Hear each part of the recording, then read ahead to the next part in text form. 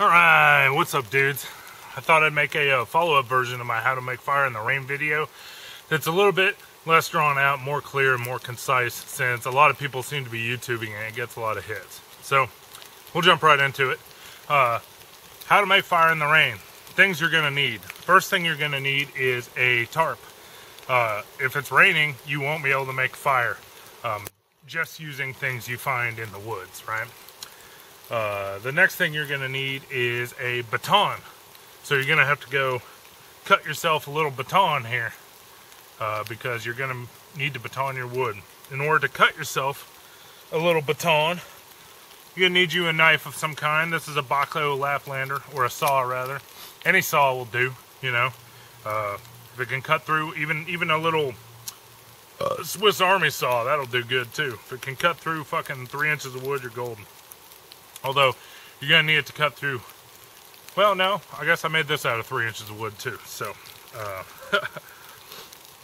so once you have your baton cut and your tarp set up, you need to go find a log. Now, this is kind of a key part to making fire in the rain. You want dead standing wood, typically.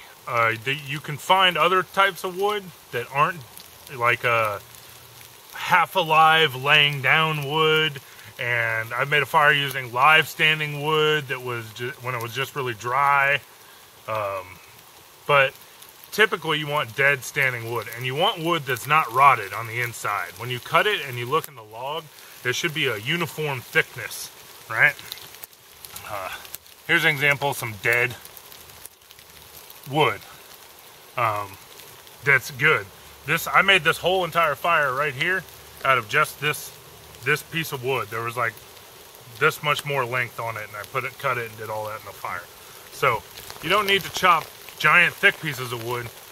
You know, dead, as long as it's solid and not rotting on the inside, you'll be good to go. And that's kind of a key. So next you're going to want to cut you another piece of wood, because you're going to want to put them down at the bottom. Split you 2 pieces of wood like this, right? So you want to build your fire on top of this. You can't build your fire on wet ground. It just won't work, because when you light the fire, the nature of the fire is the heat rises and it will suck air up from underneath it, right? And if the ground is moist, the air is going to be moist. It's going to hinder your fire a little bit. What you do by setting them up on these pieces of wood is you get it off the ground a little bit so the air is a little less moist. Now, I could light this on the wet ground, but it'll fucking smolder out eventually. It won't get hot enough.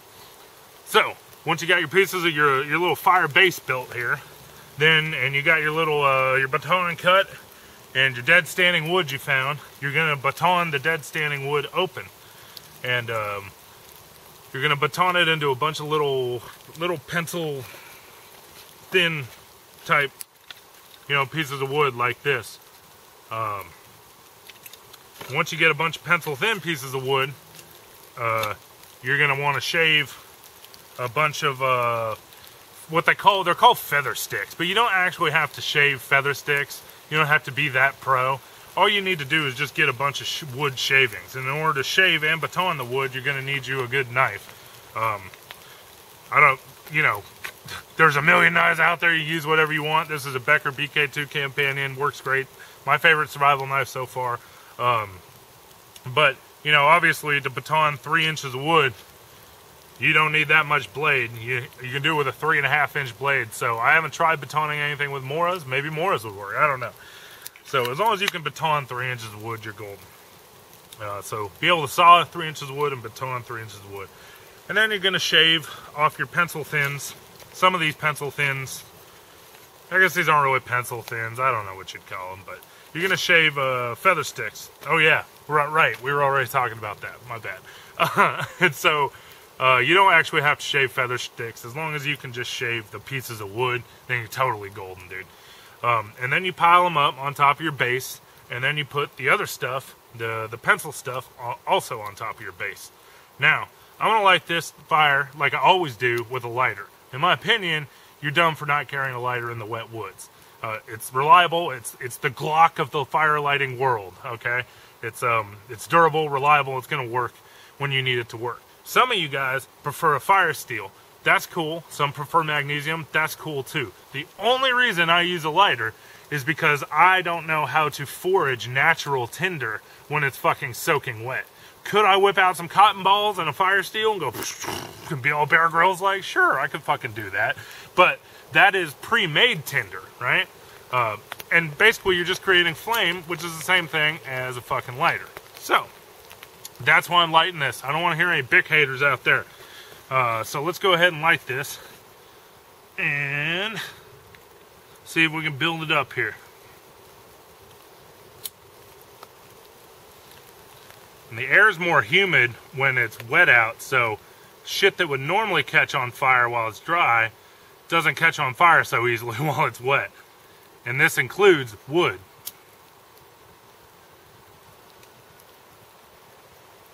So you're going to need a longer flame to do it. So now I got this thing going. I'm going to try and build it up here. Yeah. So that it burns. And hopefully we'll get a sustained burn going on. That's the goal, obviously.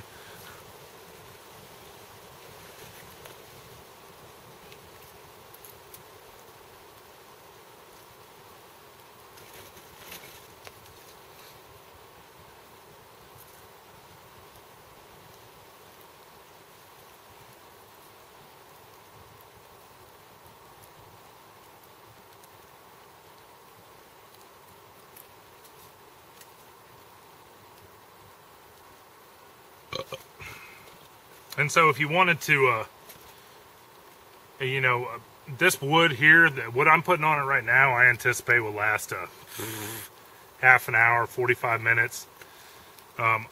And it took me, geez, I don't know, 10 minutes to process, 15 minutes to, or 5 minutes to saw, 10 minutes to process.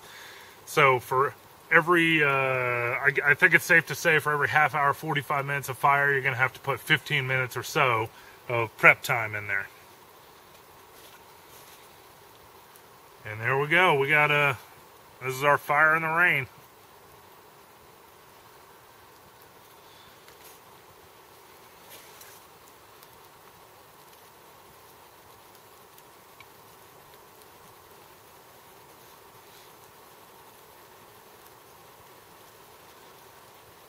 I'll bring you guys over here so you can see it.